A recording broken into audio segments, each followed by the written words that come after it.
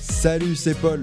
Je suis hyper content de t'accueillir pour un nouvel épisode de Skyrocket 21, le podcast qui décrypte les facteurs de performance d'athlètes de haut niveau et d'entrepreneurs passionnés.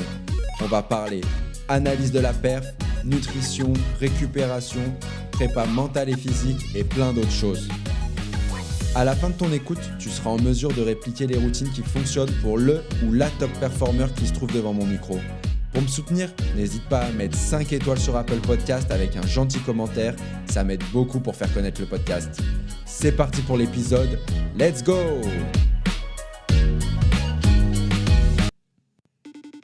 C'est encore moi. Bon, je t'avoue que je me suis peut-être un peu enflammé sur l'intro, mais j'espère qu'elle t'a donné envie d'écouter jusqu'au bout cet épisode. Allez, cette fois-ci c'est la bonne, à tout de suite. Salut Arthur, comment ça va? Salut Paul, très bien et toi? Très bien. Merci de m'accueillir chez toi pour record cet épisode. Et puis écoute, on va commencer dans le vif du sujet. Je vais te demander de te présenter, savoir ce que tu fais actuellement. Bah écoute, merci de me recevoir. Moi du coup c'est Arthur Dumoulin et je suis aujourd'hui start-upper et j'ai lancé ma propre boîte avec deux amis qui s'appelle l'Uniwave. Top, on a hâte de découvrir tout ça. On va commencer par une petite question qui, dans les premiers épisodes, j'avais l'habitude de poser à la fin, mais je pense qu'elle est plus croustillante dès le début. Je vais te demander de choisir entre 2 et 5 emojis et de m'expliquer pourquoi tu as choisi ces emojis. Ok, ça marche. Tu veux que je les fasse un à un ou Ouais, je un à l'explique un, à la fin? parfait, Allez, un à un. parfait. Bah écoute, je pense que le premier emoji que j'ai choisi, c'est celui avec le sourire dans le coin. Ok, Parce que, j'aime beaucoup sourire. Je trouve que c'est toujours agréable de sourire. Et avec ce côté un peu malicieux qui me correspond bien. ok, ça m'étonne pas. Non, après aussi, j'ai mis les deux yeux. Alors, c'est les deux yeux qui se regardent. Je l'utilise très souvent dans mes messages et j'aime bien. C'est un peu, j'attends de voir ce qui se passe. Et moi, je suis hyper optimiste et j'aime voir ce qui va arriver. Donc, c'est Ok. top. Ok, Le troisième, il est un peu lié à celui-là, mais dans un autre sens. C'est l'emoji où on lève les bras. Alors en podcast, ça va pas bien rendre, mais je sais pas si vous le voyez, c'est celui qui se lève Ah ouais, les ok. bras en l'air en Ok. disant un peu je vais voir ce qui se passe. Et c'est un peu comme ça que je prends la vie aussi, c'est que il y a plein de choses qui arrivent et l'idée c'est peu importe, ça se passe bien et ça va relativiser un peu à ce niveau-là. Et le dernier, je pense que ça va encore moins te surprendre. J'ai mis les deux petites bières. Alors les deux petites bières, c'est parce que j'aime beaucoup partager des moments festifs avec des amis. On rencontre toujours plein de gens et ça me définit bien à ce Ouais. niveau-là. Puis tu as fait quelques passages dans l'Est de l'Europe où on boit pas mal de bière, il me semble. Exactement aussi. Trop cool. Bon bah écoute, je pense que tu as choisi 4 emojis qui te définissent bien. Et c'est cool, ça va nous permettre de mieux comprendre ton parcours, je pense, pour la suite de l'épisode. Écoute, bah, si tu veux justement nous parler un peu de ton parcours, qu'est-ce qui t'amène à aujourd'hui à être entrepreneur et avoir ta start-up, dis-nous tout. Bah écoute, c'est toujours compliqué de commencer, mais je pense que ce qui me définit bien, c'est le choix que je devais faire en terminale. À la base, j'ai toujours hésité entre école de commerce et école d'ingé. Euh, Après plusieurs réflexions, j'avais des bonnes notes en scientifique et on m'a dit bah va en école de commerce, enfin va en école d'ingé et après tu pourras faire du business. Parce que les deux choses m'attiraient pas mal. Donc c'est ce que j'ai choisi, j'ai fait l'INSA. C'est là où notamment on s'est rencontrés un peu plus tard dans le parcours. Mais du coup voilà, j'ai fait 5 ans d'INSA. Et après j'ai commencé à prendre un peu ce côté business, notamment par la junior entreprise. Mais je pense qu'on aura l'occasion d'y revenir. Et après, à l'étranger, j'ai pu faire un an de master spé, marketing et vente, et qui m'a amené dans le monde du business tout en ayant des compétences techniques. Et bah, c'est ce qui m'a permis aujourd'hui de lancer l'Uniwave avec deux potes d'école, et donc d'en être là maintenant. Trop cool. Juste, tu peux nous rappeler peut-être ton âge, je crois pas que tu l'as dit au début pour qu'on se situe. Non, c'est vrai que je me suis pas présenté. J'ai aujourd'hui 24 ans. J'ai pas eu d'expérience pro autre que ma boîte, si Ok. ça peut aussi définir. Ah ouais, et Ouais. même en stage ou... Alors j'ai fait un stage ouvrier dans le cadre de mon école, mais Ouais. c'était un mois pour découvrir ce que c'est que le monde ouvrier, donc j'étais opérateur qualité. Ok. J'ai pu travailler dans la boîte de mes parents en stage, mais Ouais. Ok. en job d'été. Mais sinon, tous mes stages, je les ai remplacés par monter mon projet pro. Ouais, parce que du coup, ça fait combien de temps que tu es sur l'Uniwave? Alors le projet, au sens de projet, existe depuis 3 ans. Ça fait 3 ans qu'on a le nom de domaine Ok. en début février. Et ça fait 2 ans que je suis à temps plein dessus. Et avant d'avoir le nom de domaine, il s'est passé un peu de temps ou ça a été direct C'est un peu ce qui a marqué le vrai Ouais. début du projet entrepreneurial. Avant, on avait un peu le projet en mode technique, Ok. mais Et donc, du coup, tu étais encore à l'INSA quand tu as commencé le projet. j'étais complètement à l'INSA. J'avais la chance d'être aménagé, donc j'avais plus de temps. Et même, j'ai continué quand je suis allé à l'étranger, le projet. Ouais, ah, ok, même à l'étranger. Donc, toi, tu as fait génie électrique pour restituer pareil à l'INSA, c'est ça? Exactement. Ouais. Département génie électrique en 3 ans. Ok. Et ben, donc, ouais, ça, c'est assez marrant. Je dirais que j'avais jamais noté que tu avais. Et tu as aussi quand même eu la JE qui, on peut la considérer, enfin, la junior entreprise comme une expérience pro où tu as. Ça a le même fonctionnement qu'une entreprise, donc j'imagine que ça t'a quand même. J'espère que ça t'a apporté des choses en tout cas Ça, pour l'Uniwave. Ouais. ça m'a énormément servi. C'est aussi un peu la genèse, hein. Avec la junior entreprise, on a pu avoir ce côté entrepreneurial via des podcasts, via des entrepreneurs inspirants qu'on a pu rencontrer. Et du coup, c'est vrai que ça m'a donné un peu l'idée avec mes potes de se lancer. Ok. Bah écoute, est-ce que tu peux nous définir un peu ta zone de génie? Zone de génie, ça c'est une question pour préparer, c'est toujours dur, hein. Mais je pense que moi, ma zone de génie, c'est la reconnaissance et l'identification de patterns. Donc, pattern au sens de structure qui se représente. Alors ça se trouve à plusieurs niveaux. Ça peut être tout d'abord dans le business ou dans mon job, où c'est toujours intéressant de reconnaître des patterns. Mais je sais que même aussi amicalement ou socialement parlant, c'est quelque chose, moi je ressonne beaucoup comme ça. Et souvent, je suis pas mauvais, enfin je suis même pas mauvais pour prédire un peu ce qui va se passer. Pas parce que j'ai de l'intuition, mais c'est parce que je reconnais un peu des patterns, je sais les identifier. Et du coup, qui dit pattern dit la suite est un peu dictée. Ok. Donc voilà. Et tu penses que ça devient d'où? Ça vient de l'écoute un peu dans ma famille, de voilà, trouver, chercher un peu des réponses. Et quand on cherche des réponses, on est un peu obligé d'être à l'écoute et donc de voir qu'est-ce qui s'est déjà passé et comment ça peut prédire. Comment on peut C'est prédire. plutôt une bonne compétence, ça, pour un entrepreneur, d'arriver à prédire dans un monde ultra incertain. J'imagine que c'est une bonne qualité que tu arrives à apporter du coup au sein de l'Uniwave. Ouais, oui, je pense que je l'amène bien et on sait que c'est une de nos forces. Après, par contre, comme partout, hein, il y a des problèmes parce que justement, tu l'as dit, c'est un monde incertain et donc où il n'y a pas de pattern fixe, surtout quand on fait de l'innovation. Mais l'idée, c'est de faire des simplifications justement pour retomber dans des patterns et savoir voir ce qui est un petit peu différent des autres, mais qui suit quand même de grandes tendances. Top. Peut-être je te propose, juste aussi, là on est parti un peu vite au cœur du sujet, pareil juste pour recadrer déjà ce que fait l'Uniwave et ton rôle aussi au sein de l'Uniwave. Tu nous as dit que tu étais cofondateur, mais un peu justement tes fonctions. Ok. Alors pour pitcher l'Uniwave, on veut être la start-up qui s'occupe de l'éco-responsabilité au sein du tourisme. Le tourisme, c'est un monde de confort et de plaisir, et donc de base, l'éco-responsabilité n'a pas spécialement sa place. Et nous, c'est l'enjeu qu'on résout. Et donc, c'est de leur proposer une écologie positive et rentable. Rentable parce que c'est des acteurs économiques, et positif parce que voilà, c'est le confort. Tu payes 300 euros ta nuit d'hôtel, tu veux absolument pas être contraint ou quoi que ce soit. Et donc, nous, notre force, c'est de savoir faire ça, et on le fait par une écologie basée sur ce qui est science comportementale. Science comportementale, globalement, c'est comprendre le cerveau humain et faire des petites actions pour que ça ne soit pas imposé, mais que ça soit par la sensibilisation et la suggestion. Ça, c'est l'idée de l'Uniwave. Concrètement, nous, la première solution, c'est l'Unishower. Et l'idée, c'est d'aller réduire de 20 à 30% les consommations d'eau et d'énergie des hôtels. Et on le fait avec un dispositif et une plateforme qu'on met à disposition de nos clients, donc les hôtels et les hébergements touristiques en règle générale. Du coup, tu te sers de différents patterns en sciences comportementales pour justement essayer de réduire la consommation d'eau, ça. Par exemple, est-ce que tu as un exemple concret de ce que Oui, vous faites? carrément, sur le dispositif qu'on installe au sein des chambres, donc dans la salle de bain particulièrement, on va utiliser 3 leviers. Donc on a une tablette qu'on va mettre quelque part dans la salle de bain qui va proposer le challenge. Ça, c'est quelque chose qui fonctionne très bien en sciences comportementales. C'est l'idée de dire, voilà, c'est un jeu, et c'est soi-même on se le fixe à soi-même, c'est pas imposé. Donc on va choisir 3 biais et on va jouer sur le côté de top pourcentage, c'est-à-dire que si tu te mets une douche de 50 litres, on va te dire que tu fais mieux que 25% de la population. Et ça marche énormément bien.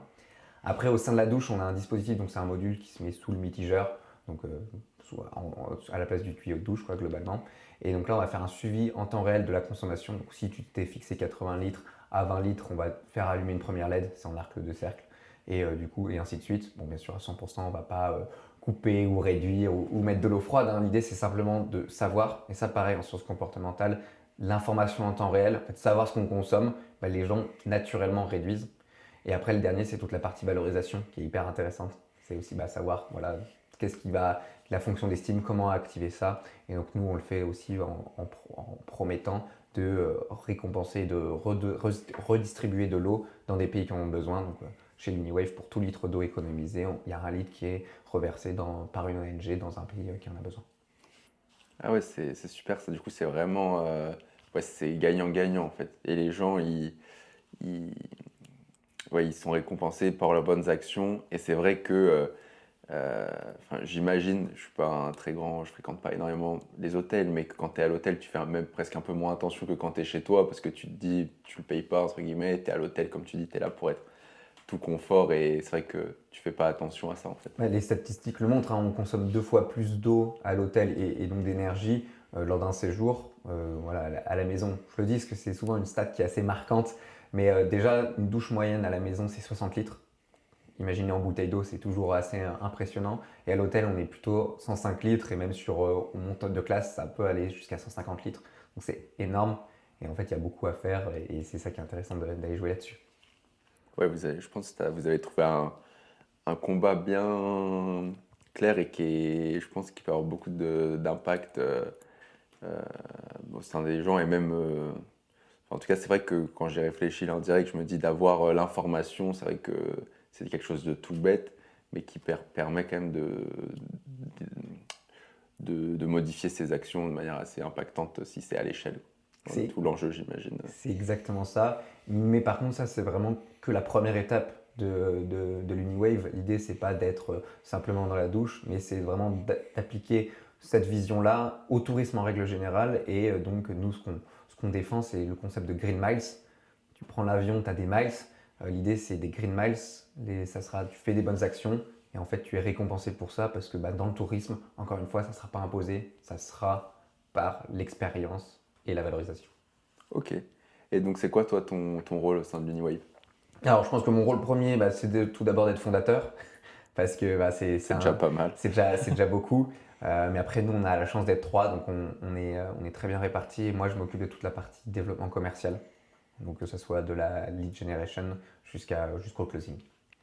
Ok, donc ton dilemme finalement de terminal t'a rattrapé. Exactement.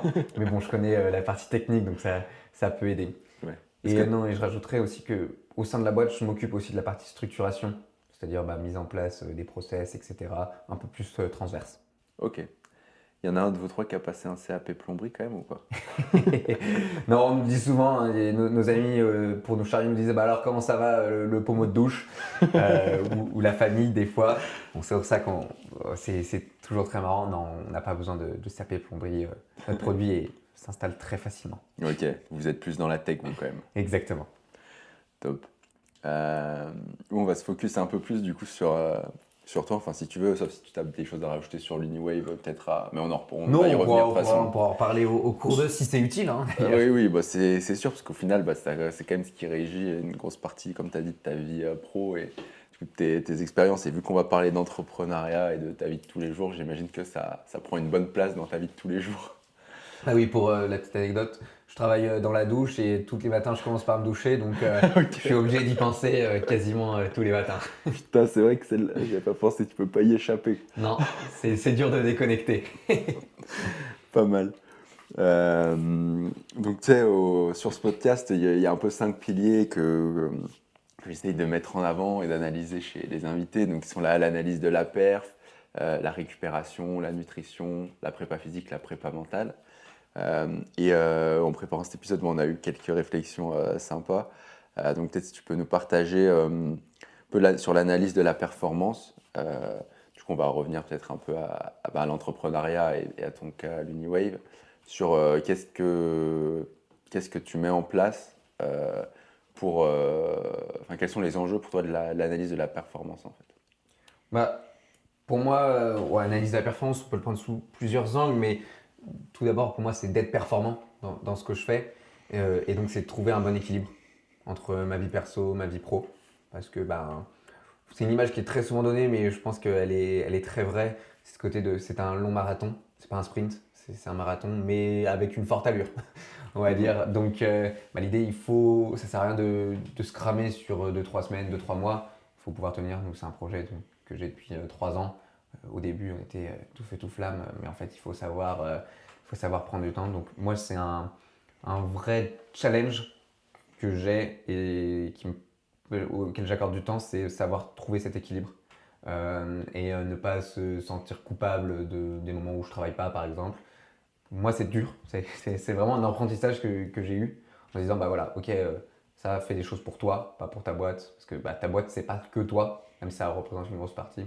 Donc, voilà, moi, la performance passe vraiment par savoir prendre du recul un peu sur ce qui se passe et analyser un peu sa vie au quotidien.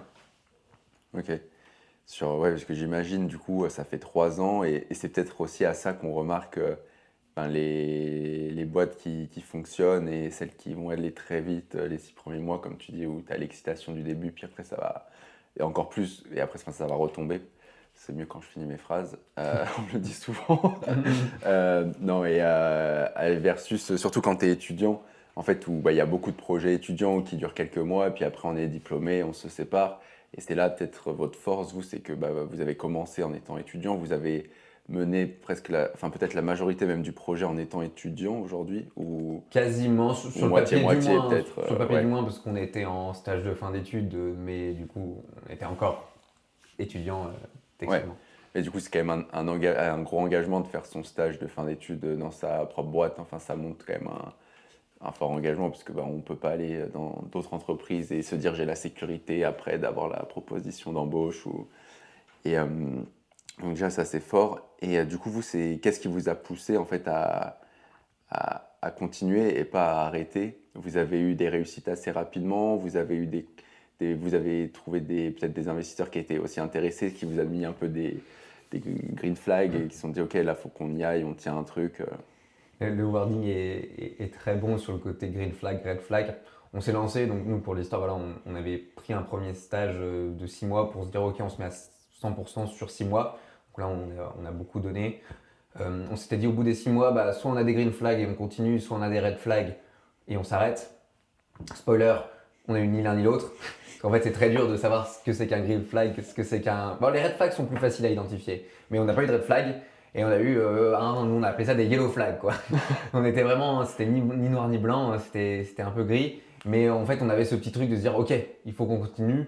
On a eu des bonnes nouvelles, par exemple, on a eu des bourses, on a eu des aides qui nous permettent de continuer, d'avancer, de faire de nouvelles choses.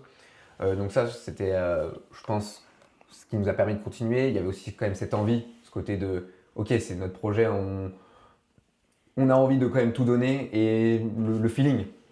On est obligé de raisonner au feeling, on ne peut pas prendre un tableau blanc et se dire, ok, à gauche les contre, à droite les pour. C'est un peu se dire, ok, on a le feeling que ça peut fonctionner. On avait des choses, des retours terrain bien sûr sur le product, sur le marché qui commençaient à répondre. Et donc voilà, ça a pu continuer. Et aussi factuellement, on a pu, il y a maintenant 1 an et demi, faire une toute première levée de fonds assez modeste, mais qui nous a permis d'engranger un peu de cash pour pouvoir faire ce qu'on avait à faire. Et donc ça, du moment que tu as des investisseurs déjà, tu rentres dans la cour des grands. On a créé la boîte, donc aussi il y a beaucoup de projets comme tu dis qui ne voient pas le jour où en fait il n'y a même pas la création des statuts ou quoi que ce soit. Nous on a eu la création, donc mine de rien, si on s'arrête c'est une fermeture de boîte. Donc c'est aussi un peu différent. Ok, très intéressant. Ouais, t'as un peu, comment tu ressens justement dès que tu nous dis vous avez eu des investisseurs privés, comment toi tu l'as ressenti? Est-ce que ça a changé quelque chose dans ta perception de ton métier entre guillemets? Je pense que, tu te rends pas vraiment compte sur le coup. En fait, tout va très vite et c'est un peu quand tu te retournes, tu te poses et tu regardes dans le rétro, tu dis ah oui, maintenant on a ça et moi, en tout cas, comme je raisonne, je suis pas une personne qui va analyser toutes les conséquences. ça fait écho à mes smileys des deux yeux, tu vois. Je vais voir ce qui va se passer, mais je vais pas me poser 1000 questions en me disant ça va impliquer ça, etc. Donc, il y a un peu le côté de, ok, on s'en rend compte après, une fois, ce que ça implique vraiment, et en se disant, mais en fait, est-ce que je l'aurais fait? Mais pareil, quand on s'est lancé, pour te dire, donc on s'est lancé il y a 3 ans, on pensait qu'on allait lever 1 million d'euros en 6 mois, lancer le produit, etc. Bon, dans les faits, c'est pas arrivé de suite, et je pense que si on nous avait dit le chemin, on ne se serait pas lancé. Parce que, oui, c'est bien plus long, c'est très engageant, etc. Mais c'est ce côté qui est beau, c'est-à-dire que c'est une aventure, et à l'instant T, quand tu regardes 6 mois en arrière, tu te dis, ah oui, on était là, en fait. Et donc, c'est toujours un peu sympa, je trouve. Oui, vous avez quand même bien avancé.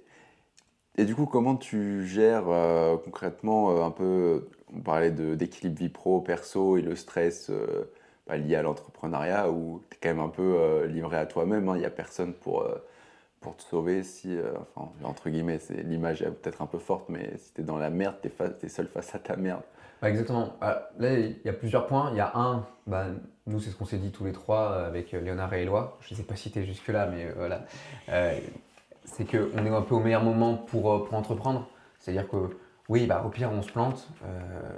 On n'a pas de famille, on n'a pas de maison ou quoi que ce soit. C'est un peu le meilleur moment et on sait qu'on pourra retrouver un job à côté. Donc, quelque part, savoir qu'on ne risque pas tout, c'est déjà une première phase. Et deux, c'est bien savoir s'entourer. Je pense que c'est vraiment la force de l'entrepreneur. Bon, là, c'est pareil, je vais te dire encore, c'est encore une grande généralité, mais c'est savoir qu'on ne sait rien, parce que justement, on n'a pas eu d'expérience, et donc savoir s'entourer des bonnes personnes, prendre les bons conseils, et c'est aussi, je pense, une de nos forces, c'est qu'on est très bien entouré, et en tout cas, on a une forme d'humilité sur le fait de, c'est notre première boîte, et il faut savoir prendre les bons conseils au bon endroit. Et comment tu fais pour bien t'entourer? Le réseau et le réseau, c'est rencontrer des personnes, encore une fois, identifier les patterns, c'est-à-dire que voilà, des boîtes qui ont bien fonctionné, elles sont passées par l'incubateur, elles ont rencontré, elles sont allées à tels événements, elles ont investi, elles ont donné autour d'elles pour recevoir après. Et donc de ces patterns, essayer d'apprendre. Et nous, je pense qu'à ce niveau-là, on dépense beaucoup de temps à ce niveau-là, mais c'est gagnant. En tout cas, on pense que c'est gagnant. Ok. Aujourd'hui, vous êtes au Perco, c'est ça, à Paris Okay. Exactement, ouais. Pour la boîte, on a fait plusieurs incubateurs. On a commencé à Lyon, au centre d'entrepreneuriat. C'était super parce qu'on a pu mettre un premier pied dans l'entrepreneuriat. C'était gratuit, donc ça c'est génial. Moi, je m'encourage à fond d'aller dans ces endroits-là parce que les personnes qui sont là, justement pour apprendre ce que c'est que l'entrepreneuriat, savoir où tu en es. Après, on est monté à Paris, on est allé dans un incubateur spécialisé dans le tourisme, Paris Semco Tourisme, où là, on avait à apprendre sur le tourisme. On a dit, ok, c'est un peu un des meilleurs endroits pour apprendre et mettre un pied et combler en fait le fait que nous, on n'avait pas travaillé dans le tourisme. Et là, aujourd'hui, on est à l'incubateur de la région Île-de-France. Et pareil, pour aller sur tout ce qui est transition éco-responsable, mais d'un point de vue un peu plus gouvernemental, parce qu'il y a beaucoup de choses à faire avec eux. Ok, vous avez déjà bien vadrouillé. Et même vadrouillé jusqu'à Las Vegas, parce que je vois derrière toi ton badge du CES. Tu peux nous en dire 2 mots? Peut-être que c'est le rêve de tout entrepreneur d'aller là-bas. Exactement. En plus, dans la tech, nous, dans la tech, c'était un grand moment. C'est un peu arrivé comme un cheveu sur la soupe. C'était il y a 1 an, du coup. Et c'était en janvier dernier. Et en novembre, on a un coup de fil, une opportunité. Où on nous dit que Atout France aimerait bien nous emmener là-bas. Ils avaient une délégation dans le tourisme de demain. Montrer un peu le savoir-faire français. Nous, très contents. Et du coup, on a pu s'y rendre. C'était impressionnant. Après, ça reste quand même. C'est pas ce qui a fait le plus avancer la boîte. Et c'est toujours un peu aussi l'équilibre de l'entrepreneuriat. C'est qu'il y a un peu des choses égaux et des choses qui font vraiment avancer. Après, c'est toujours dur de savoir qu'est-ce qui fait avancer, qu'est-ce qui est que de l'ego. Mais en tout cas, c'était un moment inoubliable. Et je pense que c'est ça qui est. Moi, en tout cas, je prends l'entrepreneuriat comme ça, c'est que c'est plein de moments inoubliables et qu'il faut profiter quand tu les vis. C'est c'est une aventure et c'est ce qui fait que c'est peut-être aussi ce qui arrive, enfin, ce qui t'aide à rallier le départ et l'arrivée, si on a une, du marathon, en prenant le premier point, je pense, c'est prendre du plaisir dans ce que tu fais. C'est indispensable, je pense. Parce que justement, pour combler les moments où ça va être moins bien, où ça va être dur, où tu es moins bien payé que tes amis, ce genre de choses, il faut savoir prendre du kiff tous les jours et il faut en être conscient. Est-ce que tu pourrais nous donner une ou plusieurs de tes routines de performance et comment tu les mets en place? Alors, pour revenir, moi, du coup, pour ma performance, pour moi, c'est vraiment de trouver cet équilibre vie perso, vie pro. Le premier, ça a été, de savoir que c'est important d'investir là-dessus, d'investir sur sa vie perso. Ça peut paraître un peu contre-intuitif, mais en tout cas, moi, ça a été hyper bénéfique voilà, encore une fois, je l'ai déjà dit, mais dire, ok, j'ai le droit, enfin, il faut que je prenne du temps pour moi. C'est un peu une mission d'investir sur soi, d'investir sur son bien-être, de ne pas culpabiliser, voilà, encore une fois, de ne pas travailler, de prendre un peu des jours off. Et du coup, concrètement, donc déjà, la première étape concrète, c'est savoir et être convaincu de ça. Pour moi, si tu n'as pas cette première étape, en fait, ça ne sert à rien de faire d'autres choses parce qu'il faut en être convaincu et il faut se le rappeler. Donc voilà. Et après, donc moi, dans les actions concrètes, c'est de ne pas tout le temps prendre toutes mes actions en me disant qu'est-ce que ça va m'apporter pour ma vie pro. Alors, ça peut être pour l'entrepreneuriat, mais ça pourrait être même en disant pour le business ou quoi que ce soit. Je vais prendre un exemple très concret que j'ai appliqué, c'est sur les lectures. Avant, j'aime bien lire et je lisais des choses, mais à visée entrepreneuriale. Par exemple, voilà, le livre du fondateur de Blablacar, des livres de 0 à 1 sur l'innovation. Mais en fait, ça ne me sortait pas du tout et je trouvais, je voyais directement comment je pourrais peut-être l'appliquer dans ma boîte ou comment je pouvais monter en compétences, etc. Il n'y avait pas le côté plaisir et le côté, ok, je m'évade de ma vie pro. Et quand je me suis fait, pareil sur les podcasts, voilà, je vais prendre ces deux exemples parce qu'ils sont très parlants. Et en fait, une fois que j'ai eu ce constat de, ok, non, en fait, il faut que je fasse des choses pas que pour ma vie pro, pas que pour monter en compétences, pour apprendre de nouvelles choses. C'est un moment de plaisir. Et du coup, typiquement dans la lecture, moi je me force à lire des choses qui n'ont rien à voir avec l'entrepreneuriat. Par exemple, en ce moment, j'ai perdu. J'ai Anna Karénine de Tolstoï. C'est un roman où avec des histoires d'amour. Ça n'a rien à voir, ça ne me sert à rien pour l'Uniwave et j'en suis très heureux. Et dans mes routines, dans le métro le matin, je lis 30 minutes de ça. Je me force à ne pas aller sur Notion, répondre à 3 Slack ou quoi que ce soit. Non, je lis, je prends ce temps pour moi et j'en suis hyper content. Ok. Des romans à conseiller du coup pour les entrepreneurs qui nous écoutent? Du coup, des romans, moi, voilà, les liaisons dangereuses, ce genre de choses, Le Rouge et le Noir. Après, personnellement, moi, j'aime beaucoup les romans historiques. Ok. Parce que je trouve que, c'est de la culture, c'est sympa à apprendre. S'ils sont passés la postérité, c'est qu'il y a souvent une raison. Et c'est très loin du monde tech, de monde ça. Et à l'époque, il n'y avait pas ça. Et donc, il y a à peu près zéro chance de penser à sa boîte. Ah ouais, putain, le Rouge et le Noir, là, t'es chaud. Ouais. Je m'en souviens justement où je lisais, moi, à une époque, des livres justement plutôt business et tout. Et parfois, c'était revenu, je crois que c'était peut-être dans Les Vertus de l'échec ou un truc comme ça, où il en parlait plusieurs fois. Et je l'avais déjà vu chez mes grands-parents, tu vois, sur une armoire. Et je m'étais dit, ok, il en parle souvent. Bon, allez, je vais essayer, tu vois, de le lire. Alors que de base, vraiment, moi, de base, je suis pas un grand lecteur, mais encore moins. J'étais le genre de mec qui regardait les résumés sur YouTube quand il fallait lire des livres, tu vois, au lycée ou au collège. Bref, et j'ai essayé, j'ai dû faire un tiers, et puis j'ai abandonné. Et je sais même pas si je leur ai aidé en rendu le livre d'ailleurs, mais ils ont pas dû s'en rendre compte. Mais ok, là, c'est marrant ça. Ouais, je pense qu'il faut aimer lire un peu de base pour commencer à ce genre de roman. Mais après, il y a d'autres romans type policier. Par exemple, l'affaire Harry Kéber de Joël Dicker. C'est beaucoup plus simple à lire. Et ça sort aussi, parce que c'est une histoire policière. C'est beaucoup plus simple. Et moi, je conseillerais ça aussi si tu aimes un peu moins la lecture. Ok.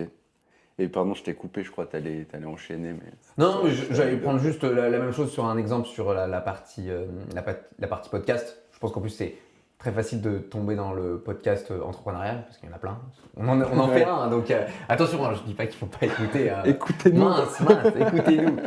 Non, mais c'est très bien, mais il faut savoir prendre les temps. Et moi, j'ai découvert le podcast sur la philo, où j'aime beaucoup parce que c'est quelque chose qui est pas du tout concret. Là, on fait un podcast concret en essayant de donner des choses qui peuvent servir ou pas, mais voilà, en racontant des parcours.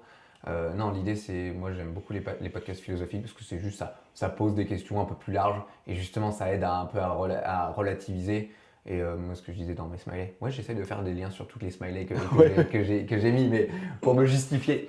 Non mais le smiley avec les mains qui regardent en l'air, c'est un peu en disant, ouais en fait quand tu poses des questions sur l'éthique, la morale, le sens de la vie, ce genre de choses, ça permet d'arrêter d'être concentré sur son petit projet avec ses petits problèmes. Et en fait, moi, ça me relaxe vraiment pas mal et c'est intéressant, quoi. Ok. Donc toi, tes routines, c'est dans la consommation de contenu. Mm.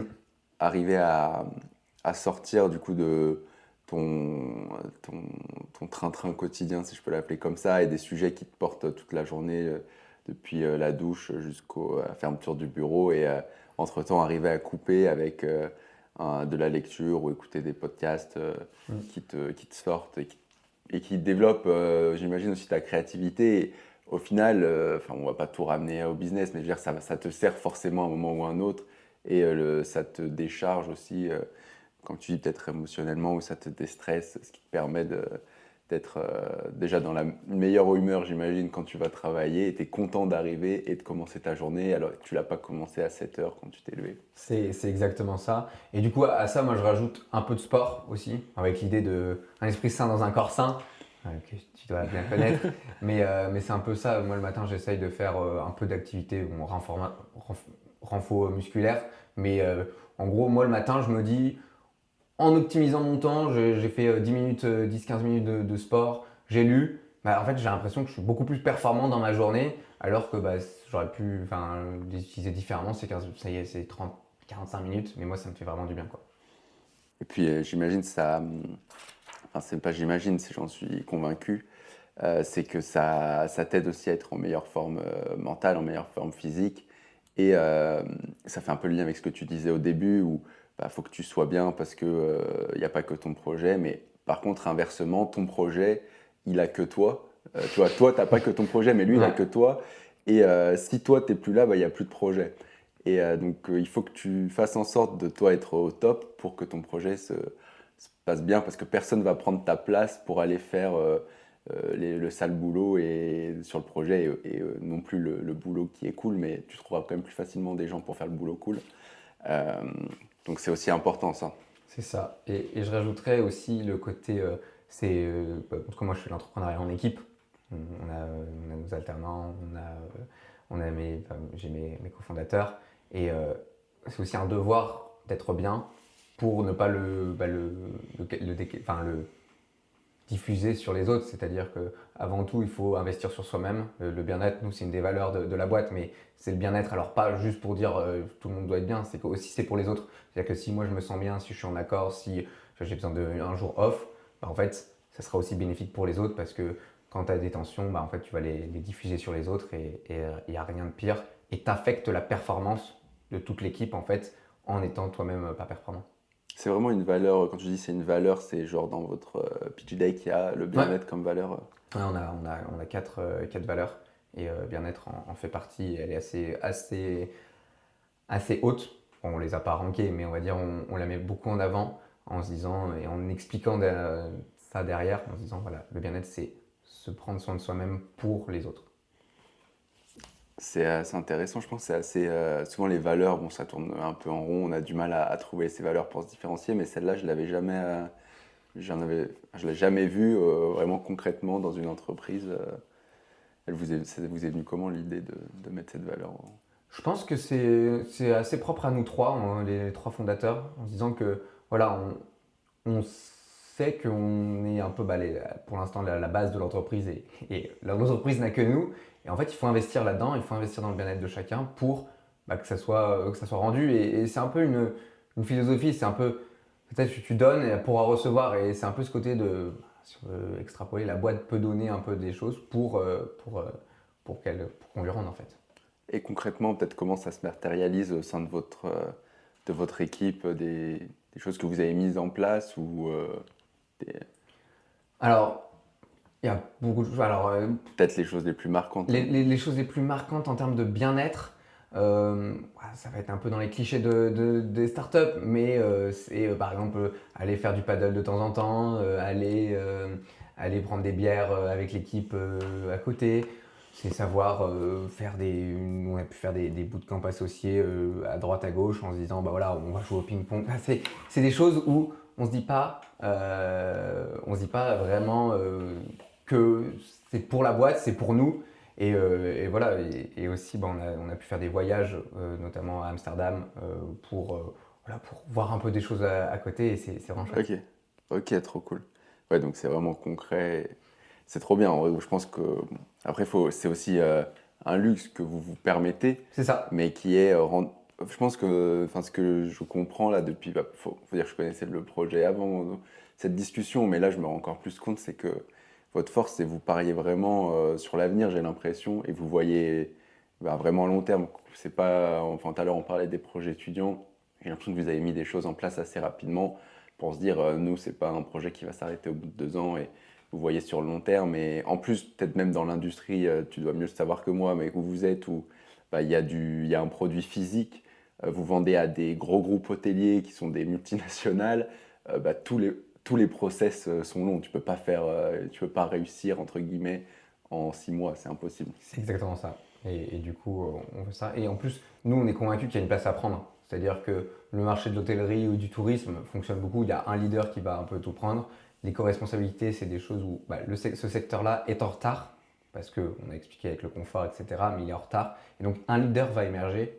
Et nous, on pense que ça sera nous. Et on fait tout pour. Écoute, c'est tout le mal que je te souhaite en tout cas, parce que le jour où tu seras leader avec l'Uniwave, je pense que tu auras une vie très chargée et passionnante. Mais en tout cas, je vois que vous mettez plein de choses pour y arriver.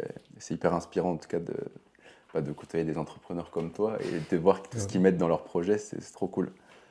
Est-ce que tu aurais, peut-être que tu l'as déjà dit, mais si jamais je te pose quand même la question, est-ce que tu aurais un hack qui te permet de surperformer dans ton domaine? Ça peut être l'entrepreneuriat ou peut-être un autre domaine dont tu ne nous as pas parlé. Moi, je pense que le hack que j'ai, c'est l'écoute. En tout cas, moi, c'est la chose la plus importante. Mais l'écoute active. Que ce soit encore une fois dans les relations pro, business. Mais c'est l'écoute pour l'adaptation. Et ça fait un peu écho avec ma zone de compétences sur les patterns. Ça nécessite énormément d'écouter, d'être attentif à la moindre chose. Alors bien sûr, dans l'écoute, il y a la voix, mais ça peut être l'écoute de la position des gens, de la posture, de toutes les choses à côté, les signaux faibles. J'aime beaucoup repérer les signaux faibles, les champs lexicaux que les gens vont utiliser, qui vont dire beaucoup en fait. Une personne, tu vas pouvoir savoir si elle va être plutôt positive ou plutôt négative par rapport à un projet, mais simplement sur comment ils en parlent en fait. Okay. Et j'adore regarder ça, mais ça arrive même, tu vois, en conseillant des amis. Tu peux dire, il va te parler de j'hésite ça et ça. Et en fait, moi très souvent, juste sur le côté écoute, je dis tu vois, genre t'as utilisé ce mot-là, ce mot-là, ce mot-là. Et en fait, si tu regardes, ils sont pas très positifs par exemple ces mots-là. Donc est-ce que vraiment t'y crois? Et c'est hyper intéressant. Et donc moi j'utilise beaucoup l'écoute et l'écoute active notamment en se disant c'est pas pour quand on va avoir un débat, c'est pas pour rebondir, pour montrer que j'ai raison. C'est plus se dire ok en fait pourquoi ils pensent ça, qu'est-ce que ça veut dire, et essayer de trouver ces fameux patterns que j'aime bien rechercher. Ok. Oui, c'est vrai qu'on a. Moi, je confirme parce qu'on a quand même on a passé quand même 1 an ensemble, du coup, à la JE, à travailler très régulièrement. Et c'était un de tes gros points forts et c'était très, très agréable. Et d'ailleurs, est-ce que tu peux nous détailler, peut-être, je sais pas si tu as en tête sur l'écoute active, tu sais, moi j'ai en tête ce petit bonhomme, je sais pas si tu l'as, sur comment l'appliquer concrètement. Genre demain, tu te dis, ok, je vais essayer l'écoute active. Comment je fais? Alors, le petit bonhomme, je ne pourrais pas te redire tout théoriquement parlant, Ouais. mais en tout cas, moi, je sais que le truc qui a fonctionné chez moi, c'est vraiment d'arrêter de vouloir écouter pour rebondir. Et c'est un truc qu'on fait naturellement. Par exemple, tu vas me parler de vacances, tu vas dire, je suis parti là-bas. Les gens vont très souvent te répondre, moi, je connais mon cousin qui est parti là-bas. Ou moi, j'ai... En fait, c'est... la personne t'a raconté quelque chose, toi tu essaies de rebondir avec ton expérience avec moi. En soi, ça n'apporte pas grand-chose. Bon, ça peut créer du lien au début, mais c'est arrêter de se dire, ok, de ce que me dit la personne, je vais essayer de rebondir sur ma petite personne ou mon cercle ou quoi que ce soit. Et moi, souvent, je le fais et je le fais toujours, c'est-à-dire, ok, quand tu m'as dit ça, je vais arrêter de me dire comment je vais rebondir avec mon expérience ou un truc mieux ou un truc moins bien. Mais alors, vraiment se dire, ok, je vais prendre son information, mais c'est tout. Et c'est encore plus vrai dans un débat. Dans un débat, très souvent, tu vas exposer ta thèse et il y a une partie qui sera un peu moins forte, par exemple, dans ta thèse, et la personne va aller attaquer. Enfin, moi, je vais aller l'attaquer en disant, ah bah tu vois, tu as dit ça, mais en fait, je vais supprimer 90% de ton propos et utiliser que 10% de ton propos pour attaquer en décrédibilisant le reste. Alors qu'en fait, peut-être que dans les 90%, il y avait plein de choses qui étaient intéressantes et j'aurais pu m'en servir pour apprendre. Bien sûr, c'est dans l'idée d'apprendre des autres et apprendre de son réseau. C'est pas dire, ok, non, mais lui, ça n'a rien à voir ce qu'il raconte. Non, c'est intéressant, ça c'est intéressant. Donc, moi, c'est le conseil que je donne pour commencer à faire de l'écoute active, c'est vraiment arrêter de rebondir avec vous. Ok. C'est vrai, moi j'avais. Tu vois, là, je rebondis d'ailleurs sur, tu vois, avec ma personne. Je fais pas tout ce que voilà, c'est un podcast, donc c'est aussi le but. Ouais, non, mais je rigole. Sur ce que j'avais en tête, ouais, donc toi, je pense que c'est cool pour même créer du lien. Tu dis, au début, on peut donner son avis, mais c'est vrai que finalement, tu peux créer du lien plus facilement. C'est un peu une manière de mettre en avant les gens aussi et de montrer ta considération. Enfin, comment je le ressens là quand tu l'expliques. Et sur l'écoute active, alors peut-être c'est un autre nom, mais moi que j'avais, c'est pour les débats et tu sais, on l'utilisait et je trouvais ça vraiment utile. C'est de dire quand on t'expose un fait, et donc c'est plutôt dans une situation où il y a un débat, c'est de faire j'observe avec des faits. Moi, voici ce que je ressens, mais c'est ta personne. En fait, c'est quelque chose que personne peut te contredire parce que c'est ce que toi tu ressens. Et voilà ce que j'aimerais que tu fasses ou changer pour que ça aille mieux. C'était vraiment, il y a peut-être une étape en plus, on s'en fout, mais c'est l'histoire de dire j'observe, moi voilà ce que je ressens et voilà ce que je te demande pour que ça aille mieux. C'est sur la communication non violente, ça. Voilà, c'est pour ça. moi, et c'est exactement ça. Et ça prend majoritairement le côté écoute et c'est écouter les sentiments des gens. Et même, l'étape d'après, moi j'aime bien faire, c'est essayer de planifier, ou non, c'est pas le bon terme, pas planifier, mais qu'est-ce que tu penses que ça va donner? C'est dans la communication, en règle générale, ok, en fait, moi si je vais te dire ça, qu'est-ce que ça va créer chez toi? Et c'est de la planification de sentiments, enfin pas planification, mais c'est de… La PNL peut-être, non? Je sais plus exactement, mais bon, c'est un truc dans ce style-là, mais c'est hyper intéressant dans les débats, c'est hyper intéressant en vente. Tout ça, ça peut être hyper intéressant pour gérer une équipe, ça peut être hyper intéressant pour justement les patterns de vente, hein, c'est-à-dire ok, mon client, pourquoi il va utiliser ça, pourquoi il pense ça, et donc toujours hyper intéressant. Peut-être, moi j'avais vu ça en prépa intégrée, c'était la programmation neurolinguistique, c'est peut-être ça ce que tu pensais, non?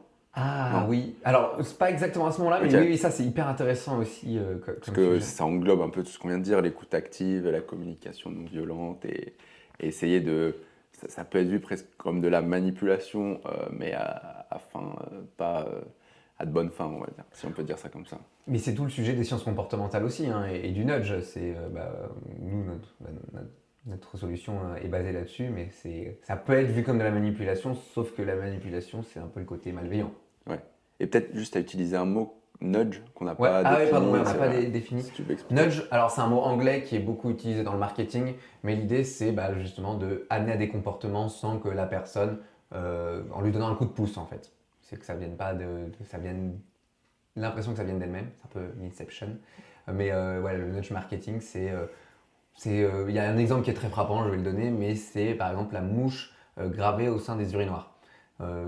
C'est l'aéroport d'Amsterdam qui avait mis ça en place et il s'était rendu compte qu'en fait, graver une fausse mouche au fond des urinoirs, les hommes avaient plus envie de viser la mouche et donc, en moyenne, pisser moins à côté. Et ça avait réduit de 80% les frais de nettoyage. Énorme. Et en fait, c'est que des petits trucs comme ça. Ça peut être les faux pas, vous savez, dans les gares. En fait, instinctivement, sur la masse, les gens vont plus s'en servir, etc., etc. C'est des histoires de couleurs, voilà. Mais il y a plein de choses et c'est hyper intéressant justement pour comprendre le cerveau un peu et la masse, parce que on n'est pas tous différents en fait. On est quand même vraiment fait partie d'une masse et on a les mêmes comportements. Ah ouais, ça doit être ultra intéressant de voir l'impact que peut avoir des petites choses subtiles comme tu viens de décrire. Et du coup, bah, j'imagine, vous, c'est un peu tout l'enjeu de trouver la bonne manière d'amener les choses pour que ça ait un impact sur la plus grande masse. Ben, nous, en fait, on voit vraiment ça comme voilà, c'est un synonyme d'espoir au niveau de l'écologie. On voit que bah, pour certains, c'est plus dur de faire des efforts et du coup, bah, en fait, faire des petites actions pour arriver à des meilleurs résultats. Écoute, ultra intéressant cette discussion là sur ton hack, donc que tu bases surtout autour de l'écoute et qui est sans doute, enfin soit c'est une compétence que tu peux utiliser dans n'importe quel domaine et qui sert, qui est peut-être un peu, je sais pas si on peut pas dire qu'elle est sous-estimée, mais c'est vrai qu'on n'entend pas très souvent parler et peut-être on va plus parler de productivité, de je sais pas, plein de choses qui sont des sujets passionnants aussi, mais l'écoute, juste prendre le temps de ne pas ouvrir sa bouche et de juste écouter les gens, ça peut aussi beaucoup servir euh, en vente, en management, j'imagine, en plein de choses. Ça part du postulat que les gens adorent parler d'eux-mêmes. Et en fait, que ce soit pour un client, pour une équipe, pour juste même draguer, ça marche énormément. Mais en fait, les gens s'en sortent. Ah bah oui, très sympathique. Parce qu'en fait, très sympathique, il m'a bien écouté. Ouais, C'est ok. très sympa. Écoute, super cool. Est-ce que tu pourrais nous donner un outil qui te donne des super pouvoirs? Tu m'avais demandé de préparer cette question et justement, pour moi, c'est les oreilles. Je t'avais dit, attention, ça va être un peu différent. Ok. Mais justement, moi, mon outil un peu comme ça, c'est les oreilles. Ok. C'est, écoutez, bon, bien sûr, ça suffit pas d'avoir juste des oreilles, on est d'accord. Mais c'est un peu ça. Et voilà, je voulais. Ok. le- Bon, bah, effectivement, on a déjà bien déblayé le sujet. toute cette histoire d'écoute, elle vient du théâtre. Parce que, en gros, bah, vraiment, c'est ça le théâtre. Tu joues un texte qui est figé, mais en fait, tu joues différemment en fonction de l'écoute. Et c'est pour ça que c'est du spectacle vivant. C'est que bah, chaque soir, ça va être très différent parce que tu vas écouter la personne en face, elle va le jouer un peu différemment. Et ton but pour que ça résonne et que, le spectateur soit captivé, c'est tu vas aller écouter ce qu'elle renvoie autre que le texte, enfin le texte, mais autre que le texte aussi, et toi l'adapter, etc. Et donc en fait, bah, tout ce côté de pattern et d'écoute tire sa naissance un peu du théâtre. Et peut-être tu t'adaptes aussi en fonction des réactions du public, même. Voilà, effectivement, bah, toutes les parties prenantes, ça peut être ton metteur en scène qui était un peu énervé la veille ou quoi que ce soit, le public, le jeu d'acteur, les imprévus à la limite. Et ça fait un beau parallèle avec le monde de l'entrepreneuriat, c'est exactement pareil. Hein, t'as une feuille qui est censée se dérouler, mais en fait ça se déroule jamais vraiment pareil, et puis voilà. Et c'est quand la dernière fois que tu as eu justement, tu t'es dit de manière consciente, ok, là je me mets en mode d'écoute active et que tu as vu des résultats Je pense que je vais dire ce week-end. C'est ce week-end, j'ai pu rencontrer de nouvelles personnes. Alors, rien à voir avec du business, hein, justement. Là, Ouais. j'applique notre processus. Mais voilà, je rencontrais des potes au sein d'un anniv, potes de potes. Et bah, en fait, hyper intéressant de rencontrer des nouvelles personnes qui avaient un parcours de vie mais complètement différent du mien. Et bah, ça a été vraiment ça, de se dire, ok, bah, parler de la Bretagne, pas leur dire, bah, j'ai passé mes vacances en Bretagne la semaine dernière, mais plutôt parler de ce qu'ils faisaient, etc. Et bah, en fait, à la fin, j'ai beaucoup plus appris que si j'avais raconté mes vacances en Bretagne, quoi. Ok, ouais, donc bon tips pour. Ça fait partie. Ce qui est bien avec toi, c'est qu'il y a tout un lien et tout, c'est ultra quali. Tu nous parlais de réseau qui était très important dans l'entrepreneuriat, réseau. Voilà un tips pour améliorer ton réseau et agrandir ton réseau, trouver les bonnes personnes en les faisant parler. Ah ouais, bah lui, c'est intéressant que je creuse peut-être le sujet avec cette personne plutôt qu'une autre. Sur le sujet des routines, tu nous as parlé pardon, de tes routines perso. Mm. Est-ce que vous avez des routines au sein de l'Uniwave? Et donc je connais déjà la réponse, je sais que vous en avez. Et comment vous vous êtes dit qu'on va mettre des routines et parce que vous êtes convaincu que ça vous rend plus performant. Et peut-être tu peux nous détailler une de vos routines que tu trouves intéressante et que d'autres personnes pourraient appliquer dans leur entreprise ou leur organisation quelconque. Ouais, carrément. Alors, tu vas pas apprendre énormément de choses parce que ça trouve les prémices dans ce qu'on faisait en junior entreprise, notamment dans le mandat qu'on a pu partager ensemble. Mais globalement, nous, on a deux points forts un peu de la semaine et obligatoires. On a le Kick, qui est un kick-off globalement pour le monde, pour les gens qui connaissent le monde de la startup, où on lance la semaine avec toute l'équipe, etc. Mais ça sert à rien que je m'épilogue trop dessus parce qu'il n'y a rien de très original. Je pense que là où nous, on est un peu plus originaux, c'est la partie l'Unipoint. Attention, on brande tous les mots pour la culture de boîte. Non, on en rigole un peu, on sait que c'est cliché, mais c'est marrant. Non, on a des l'Unipoint et en fait, c'est l'idée de se dire c'est un pour un, c'est un collaborateur avec un des associés et on tourne. Et c'est chaque semaine, chaque vendredi. Alors après, maintenant, on le fait presque sur des employés qui sont un peu là depuis plus longtemps, toutes les 2 semaines. Mais vraiment, c'est l'idée pour faire écho aux 2 choses qu'on a déjà parlé dans ce podcast, c'est le côté écoute et le côté bien-être. Le côté bien-être, c'est mettre en priorité le bien-être de nos collaborateurs. Et ça vient du fait que nous, on n'est pas de base des managers, on n'a pas 10 ans d'expérience dans le management. Et donc, c'était vraiment leur dire, OK, nous, on veut des feedbacks sur comment on construit le pôle. On est passé de pôle où, moi, mon pôle développement commercial, on était 1. Après, on a été 2, on est monté à 4. C'est OK, moi, je le construis avec vous, on le construit ensemble. Et du coup, on veut des feedbacks. Et il faut donner des feedbacks. C'est une des missions qu'on leur demande, c'est donner des feedbacks sur vous. Et nous aussi, à l'inverse. Parce que surtout quand on est jeune, on se dit ça va peut-être être mal pris de faire des retours. Mais en fait, c'est fait bien sûr avec de la communication non violente, en disant pas ça c'est nul, mais on comprend. Mais donc voilà, nous c'est vraiment quelque chose qui est hyper important. On a 15 minutes tous les vendredis, un pour un. Ok. C'est des one-one et vous parlez de quoi du coup là-dedans? C'est opérationnel ou c'est plus justement du ressenti et du. En gros, alors on l'a formalisé, on a mis les 4 points qu'on veut absolument, dont on veut absolument parler pour effectivement casser la glace et qu'au début, on prenne ce rythme. Aujourd'hui, on n'a quasiment plus besoin. Mais globalement, on a un peu bilan de la semaine, comment ça s'est passé. On a sentiment de la semaine. On disait, c'est bête, hein, mais on parle du temps de travail, des transports, est-ce que c'était pénible, etc. L'idée, c'est vraiment de absolument pas rentrer dans le côté opérationnel. C'est plus sur le sentiment de oui, la cantine le midi. Bon, voilà, il y a plein de choses, mais ça rend un peu tout dire. S'il y a des problèmes familiaux de leur côté ou dans leurs potes, aussi en parler, enfin s'ils le veulent, hein, bien sûr, et à ce niveau-là. Et après, on a quand même un peu une partie opérationnelle avec donc un feedback obligatoire de la part donc du collaborateur envers son manager ou envers la boîte, et à l'inverse, le manager envers le collaborateur. Et on se force. Et c'est intéressant. Et ça peut être un feedback positif ou c'est un feedback challengeant. positif, mais un challenge. En disant, c'est OK, ça, je pense que ça pourrait être amélioré. Ça. Et c'est toujours l'idée de, on est en perpétuelle amélioration et on tend vers le mieux.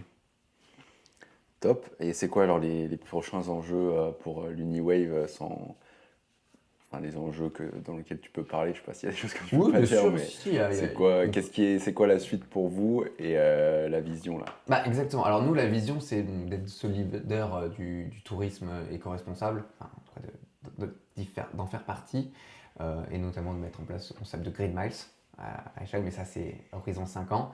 Et donc là, on vient de finir une première levée de fonds, enfin une deuxième plus exactement, mais un peu plus conséquente, avec l'idée donc d'accélérer fortement sur notre première solution, donc l'Unishower, commercialisée largement, arriver à plus de 60 hôtels, ce qui permettra avec tous nos litres d'eau de donner accès à l'accès à l'eau à 5000 personnes sur un an. C'est un peu, nous, c'est nos objectifs, on les chiffre aussi en combien de litres d'eau on reverse et on donne accès à l'eau. C'est un peu le côté motivant. Et tout en sachant ce qu'est la suite de l'Uniwave. C'est-à-dire qu'on a la vision, mais les prochaines steps, on est là pour les dessiner, on fait plusieurs expérimentations avec des acteurs pour ce concept de Green Miles et savoir quelle est la prochaine solution, quel est le prochain programme à mettre en place, etc. Top. Écoute, ultra intéressant tout ça. Comme moi je le présente, comme je t'ai présenté sur le podcast, l'idée c'est de rencontrer des entrepreneurs qui se considèrent, en toute humilité, mais comme des athlètes de haut niveau ou inversement. Et qu'est-ce qui fait que toi, tu te définirais comme un athlète de haut niveau? Alors, on a vu, il y a toutes ces routines. Enfin, moi, je ne vais pas te mâcher le travail, mais qu'est-ce qui, toi, c'est pas obligé d'être à 100%, mais des petits points, tu vois, pour que les gens, peut-être qui ne sont pas dans ce monde-là, comprennent ou voilà. Moi, je pense que pour moi, c'est le mental. C'est-à-dire que la positivité et savoir encaisser en mettant de côté les sentiments ou le feeling et d'être assez pragmatique sur tout ça. Je pense que tout athlète doit le faire et il n'y a pas un seul athlète de haut niveau qui n'est pas passé par des moments plus difficiles. Et les entraînements, c'est très dur. Le travail de tous les jours, c'est très dur. Et a posteriori, il y a des moments un peu de gloire, etc. Et je pense que c'est l'équilibre mental là-dessus de savoir faire la part des choses sur les moments très heureux et aussi faire la part des choses sur les moments plus durs et d'être toujours là, de continuer d'aller retourner à l'entraînement. Nous, c'est retourner au travail les matins, mais il y a vraiment ce côté-là. Et comme un athlète de haut niveau, c'est un peu un combat avec lui-même parce que tu peux arrêter à un moment. Nous, en soi, tu peux arrêter, c'est pas. Mais Les croisés sont vite arrivés. Les croisés. Tu t'es la bonne personne pour en parler. C'est la bonne personne, effectivement. Sinon, j'aurais pu peut-être faire une carrière d'athlète, mais non, oui, un problème de croisé sur une histoire dont on ne parlera pas, mais que tu connais. Ok, et puis ouais, ce que je vois, c'est marrant et je peux décrire, c'est plus simple moi du point de vue observateur. C'est, déjà tu nous as parlé du travail d'équipe, que déjà tu es associé avec 2 autres personnes, donc ça fait déjà une bonne équipe d'associés, plus vos collaborateurs, tu es vraiment en équipe et comme un athlète qui fait, en fait ça n'existe pas les sports individuels où tu es tout seul, en tout cas au niveau, tu as toujours une équipe, un coach, un prépa physique, enfin bref. Il faut savoir gérer un peu tout le monde et il y a beaucoup de questions de management, de gérer les relations, d'écoute de tous les sujets qu'on a évoqués.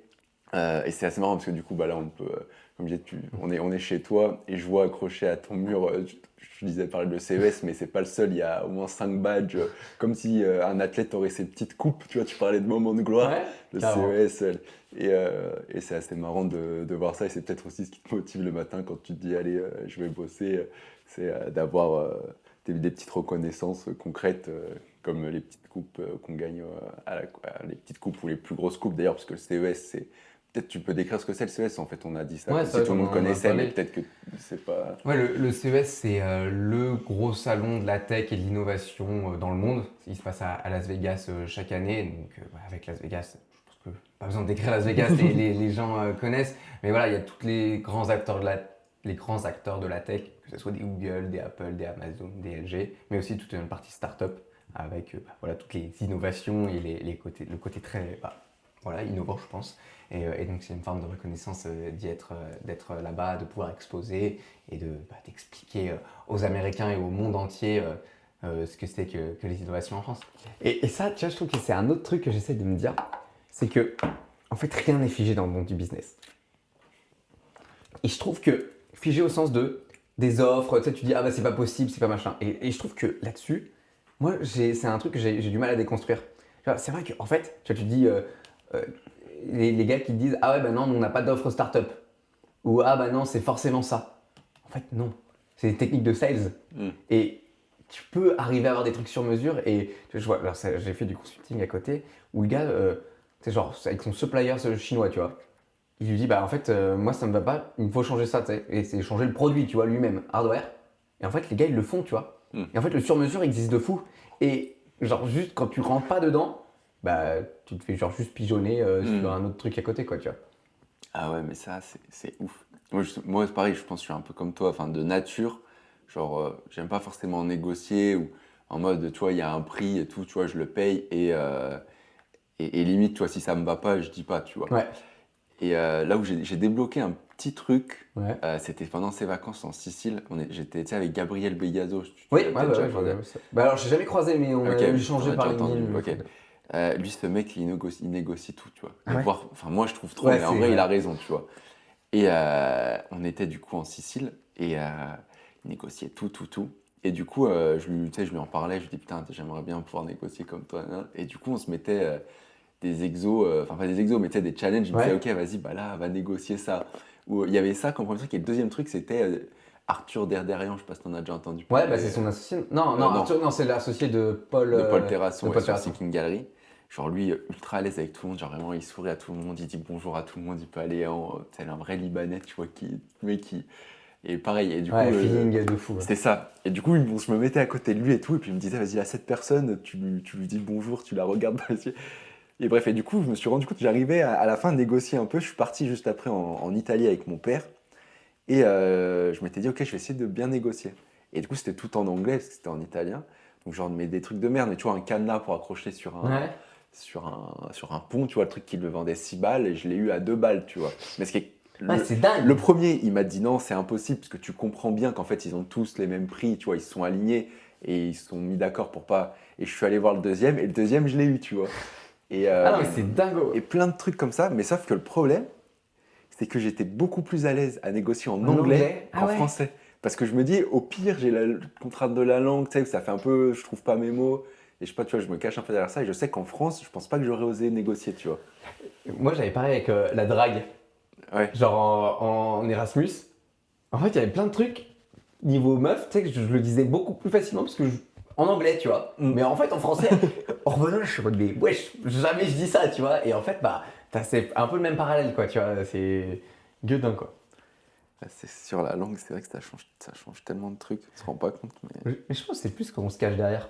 Ouais, c'est ça, en fait, ça En fait- fait, on se trouve une excuse, tu vois. C'est un peu comme les trucs sur l'alcool, tu sais, genre sur le côté, le pouvoir désinhibiteur de l'alcool. En gros, il y a eu full expériences qui ont été faites là-dessus.